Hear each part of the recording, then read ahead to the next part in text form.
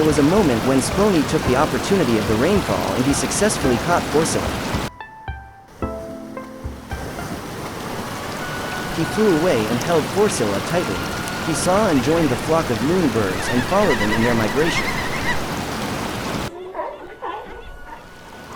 Unluckily, the loonbirds noticed the goldfish and they tried to get it from Sponi. The bird went to an unfamiliar place just to avoid them and he ended far away from the shoreline. Lost and confused, Sponi and Forcyla had reached the Skull Coast, a strange desert near the sea line, where water was obscured and unreachable. As they wandered in the Skull Coast, a graceful Egyptian goose was dancing and interrupted upon sighting both Sponi and Forcyla. He got interested in the goldfish that the bird was carrying, and he chased them fiercely. In the heat of two birds' brawl, Forcyla was dropped off by accident in the unnoticed oasis.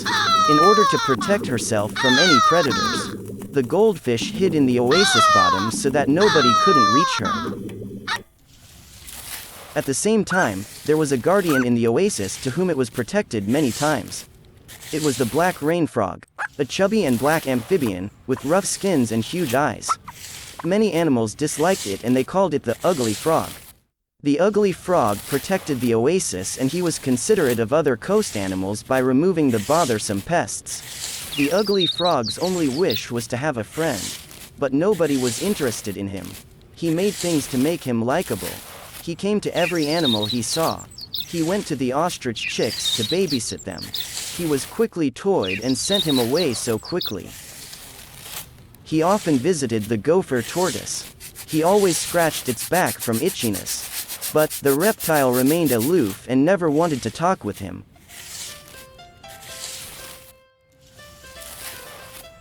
He loved how playful the kangaroo rats were.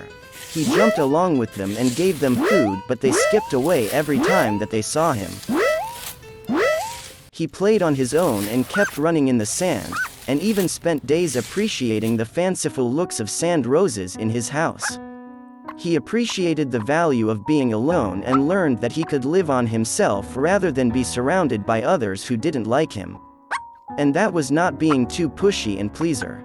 Meanwhile, the flare of the angriest sun above the steamy Skull Coast directed in heating the surface of the hottest sands. The heat was so high, and the water volume in the oasis was decreased so rapidly. The poor Forcyla was so nervous when the oasis was getting smaller and smaller. Unexpectedly, the ugly frog jumped over in the small oasis water. Forcyla didn't like him and he thought that the ugly frog was wasting the water and he was consuming it without consideration in her situation. But the ugly frog came there to help her, but it turned out to be not in a nice way. As Forcyla expected, the predators began to appear as soon as the oasis was gone. And she worried that Sponi might come back in no time to get her. Surprisingly, she never thought that the ugly frog was protecting her from the scorpions that wanted to feast on her. Sadly, the oasis was completely dead, and there was no water left for the poor goldfish. The ugly frog wanted to help her out to live. Forcyla rode in the slimy back of the ugly frog, and they jumped away and they searched for any water source. Water was the most precious thing in any desert life on the Skull Coast. The ugly frog searched and hurried to put Forcyla in a special plant they called the Welwitschia. A plant that could release moisture which released natural water. Luckily, the ugly frog and Forcyla found Welwitschia plants that grew in the sand bedrocks. However, a hungry predator lurked in that place and it was a sand cat that always used the plant as bait for its prey. Forcyla was relieved when she got water from the plant, though she froze to death when the sand cat screamed and intimidated her. The ugly frog covered her, and he yelled to the sand cat that scared her. The ugly frog and the sand cat rumbled in the desert sand. Their fight was so extreme. The sand cat used its paws and fangs just to get rid of the ugly frog.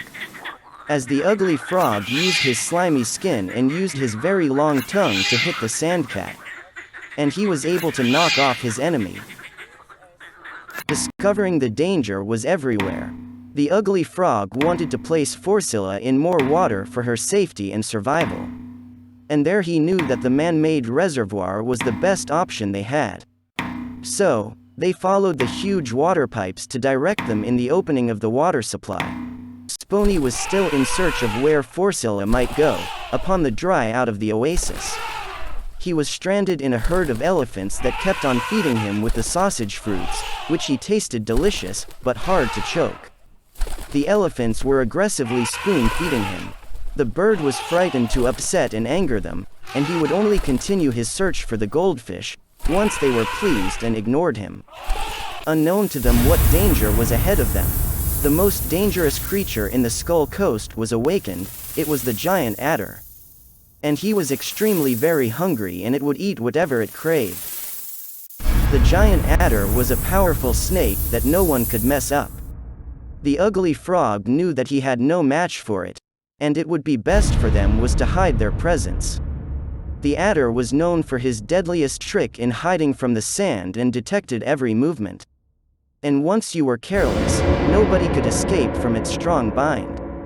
The giant adder smelt the stinkiness of the goldfish and it found it delicious. The ugly frog kept on jumping and escaped from the chasing snake. As the night fell, the ugly frog created cactus barriers to protect the goldfish from all the predators that came to eat her. The desert fog was thickening, and the perils were so many. The ugly frog thought about the safety of the frightened goldfish. He uprooted many spheroid cactuses and circled them in their barrier. No predators attacked them. The ugly frog was pierced with many cactus needles all over his body. The first day in the morning, while the three predators slumbered, Forcyla and the ugly frog took that as an opportunity to escape from them. As they crossed the Skull Coast, the temperature was higher and the Velvitia could only produce minimal water due to the hot spell. They reached the power transformer of the reservoir, but the battery seemed dead when they couldn't hear the turbine. And they were curious whether there was still water left from the long water pipes. They followed the penstock pipelines, but Forcyla couldn't stand anymore for about 1 hour without any water. And she soon became weak, fragile, and sickened due to thirstiness. The ugly frog hid Forcyla in the sandstone for a meanwhile. For him to save her, he must find water as quickly as possible. Every time that desert fogs departed, it concentrated the water droplet that could be found in any rock holes from tall canyons. Since it was near, he went to the high granite canyons. He leapt so many times in the stiff and rough canyon and tried to grasp to reach the water droplets from the very top. Even so, it became harder as the Apomus beetles lived there. It was known as frog hunters. And they were scattered in his way. The ugly frog brought water droplets as many as he could in returning back to the high canyons, and he was ignoring the pinches of the Apomus beetles. They reached the most important route. The ugly frog was confused due to the complicated water pipe's water contribution. But he slowly moved from the rotten pipes upon hearing even the slightest sound of water that it flowed into the tubes, which he guessed could lead them to the reservoir. They met the end of the reservoir and the water storage was shockingly empty too. The ugly frog opened the reservoir faucet with force, but they only got a dirty drop of water. Forcyla was disheartened, but the ugly frog was determined to find another solution. While everything seemed lost, they walked around in the driest desert, but the ugly frog noticed that there was a flower that sprouted from the hottest part, which was not usual. He was positive that the dry desert ground was starting to get moist with the showing of water signs. However, the predator trio was all gathered together to get their ultimate meal. The ugly frog hid Forcyla from the sandstones, while he used himself as a decoy to divert the attention of the predators who chased him down, which they thought that ugly frog knew the goldfish whereabouts. The ugly frog led the predator trio in the perilous part of the reservoir, in which chlorine was contained. It was one of the biggest fights when all were against their common enemy. And there the three attacked him badly, and the ugly frog bravely fought them, and his left arm was bitten by the snake. Though, he was thinking in the goldfish all the time. He soon sent and fell the predators from the bottom of a large tube to eliminate them, and that was his great sacrifice for her friend. Unexpectedly, they thought that it was the sign of the rain. Forcyla was marveled when she saw in her eyes the awakening of the sleeping riverbeds that started to spill their water.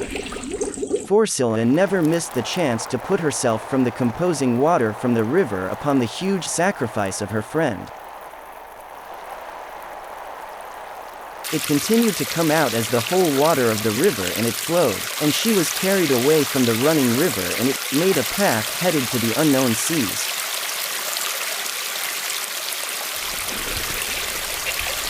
By good luck, the ugly frog was able to survive the fall, and he would look at what happened to the fish. Timing to the slumbering riverbeds were activated. Forcyla saw the ugly frog. She wanted to thank him for all his kindness and for being a good friend. She was very thankful for everything.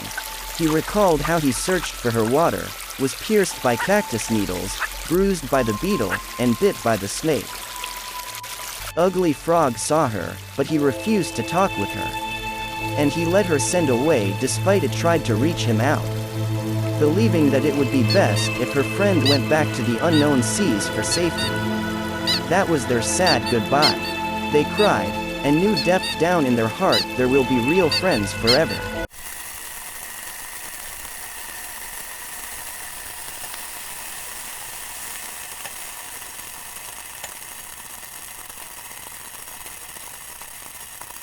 Thank you for watching today's animated video. If you're happy, then make sure to hit that like and subscribe button. Turn on those notifications. And check out some other cool and great stories of Heliogobo.